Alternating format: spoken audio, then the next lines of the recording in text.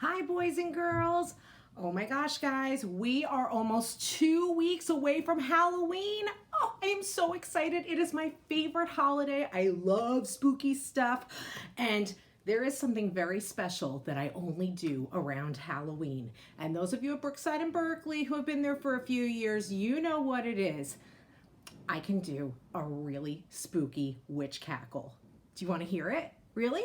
Okay, I will do it for you guys, okay? I'll do it this week, and if you're really good, maybe I'll do it for next week's video too.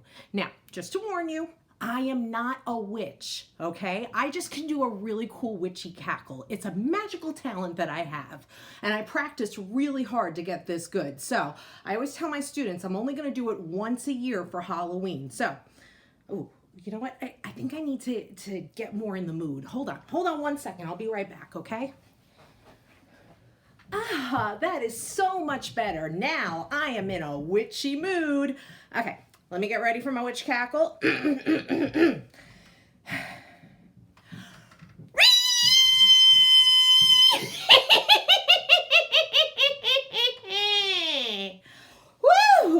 Oh man, that was a good one. All right, boys and girls, now that we've gotten into a very witchy mood, let's have a witchy story. Now, I've been looking through all the witch story books that I had at Brookside Library, and I found this book that I had never read before. It's a little older, so the book's looking a little tattered, but I thought it was a really cool story. It is called The Witch Who Lives Down the Hall, and it is written by Donna Guthrie with illustrations by Amy Schwartz.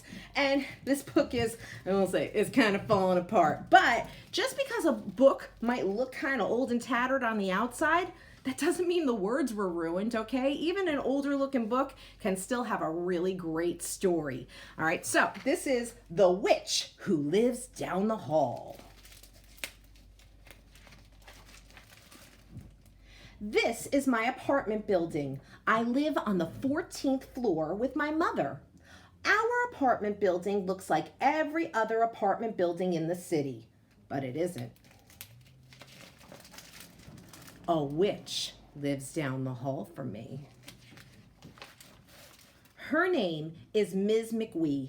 She has long curly hair and big round glasses. She wears an old blue jogging suit and sneakers with yellow stripes. I admit she doesn't look like an average witch, but witches sometimes wear disguises. My mother thinks Ms. McWee is just a nice lady who lives with her cranky cat, Malcolm. I'm not so sure. For instance, the day we moved into our apartment, Ms. McWee said to my mother, "I'm so glad you have a little boy who's interested in astronomy, tropical fish, and books." I think Miss McWee looked into her crystal ball because she knew all about me before we met. A witch can tell the future by gazing into a crystal ball. My mother said, "Miss McWee knows all about your hobbies because she saw the moving men bring in a big blue telescope, a 25-gallon aquarium, and boxes of your books." I'm not so sure. Ms. McWee has strange friends who come to visit. They bring big books of magic and cases filled with magic charms. Witches hold secret meetings where they share their magic secrets. My mother says those people are members of Ms. McWee's reading and music clubs. The cases hold instruments, not charms, and the books are about music, not magic. Mother also tells me I should mind my own business. I'm not so sure. Late at night, I lie awake listening to Ms. McWee practicing her witchcraft. I hear the click-clack of her magic beads all night long. Witches practice their special noisy magic late at night. My mother says that click-clack noise is Ms. McWee's home computer, and it's time to go to sleep.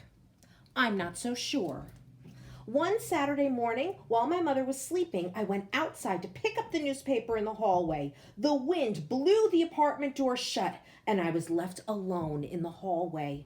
Suddenly, Ms. McWee appeared out of nowhere and asked if she could help. I explained what happened. Ms. McWee pulled a strand of long, brown, curly hair from her head, and before I could say hocus pocus, she turned the strand of hair into some type of key that unlocked our door. A witch has the power to change things.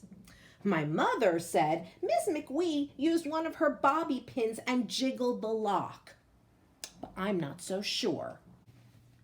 Once, when I was sick, Miss McWee brought over a mysterious potion. She said it was an old family recipe. I just knew it was made of bat wings and spider legs. I didn't want to eat it because I was afraid it would make me feel worse. But I ate it anyway, and I began to feel better. A witch can stir up magic potions to make people well. My mother said it was plain old chicken soup, but I'm not so sure. Early one morning, I crept out onto the balcony with my blue telescope. I wanted to watch Ms. McWee performing magic. Soon I spied her. She was dressed in black, sitting on a magic carpet, singing an eerie song to her grumpy cat Malcolm. A witch uses a magic carpet if she doesn't have a broom. Witches also sing weird magic chants. My mother said that Ms. McWee was wearing a leotard, sitting on an exercise mat, and doing her morning yoga. She said there's nothing magic about Ms. McWee, Malcolm, or yoga, and that I should use my telescope for stargazing, not spying. I'm not so sure. On Halloween, Ms. McWee's door was the only one in the whole building that was decorated. She pasted big orange pumpkins all over it and hung a scary white ghost on the hall light. Witches love Halloween. My mother said Ms. McWee just likes to decorate for the holidays, but I'm not so sure. On Halloween night, I dressed up in my red devil suit and went trick-or-treating from door to door. Most people didn't even remember it was Halloween. Miss Elliot, the ballet dancer who lives in 14C, she didn't remember. She didn't have any candy, so she gave me a health food bar. Ugh. Mr. Crockett, the piano player who lives in 14E, was having a Halloween party for grown-ups. He didn't have any candy either, so he gave me a rye cracker with cheese spread on it. Ugh. But when I went to Ms. McWee's apartment, she hadn't forgotten about Halloween. She was ready. As I walked down the hall, the door swung open all by itself. The apartment was dark except for one big smiling jack-o'-lantern. Ms. McWee had on a long black witch's gown and a tall pointed hat. Malcolm wore an orange ribbon around his neck, and he seemed to be smiling at me. Oh, she knew I was coming. The table was set for 2. We ate frosted pumpkin cookies and spiced apple tea by the light of her spooky jack-o'-lantern. Ms. McWee said, "Do a trick for me." So I stood on my head in the corner and I whistled. Then she gave me a treat, a bag of real candy. Witches give the best Halloween parties. This is our apartment building. It looks like any other apartment building in the city, but it isn't, because Ms. McWee lives down the hall from me with her cranky cat, Malcolm.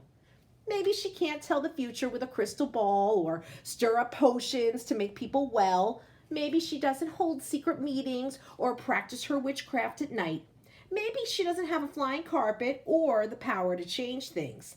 But there is something magical and mysterious about Ms. McWee. I'm sure of it. The end. I hope you enjoyed The Witch Who Lives Down the Hall. Have a great week, everybody.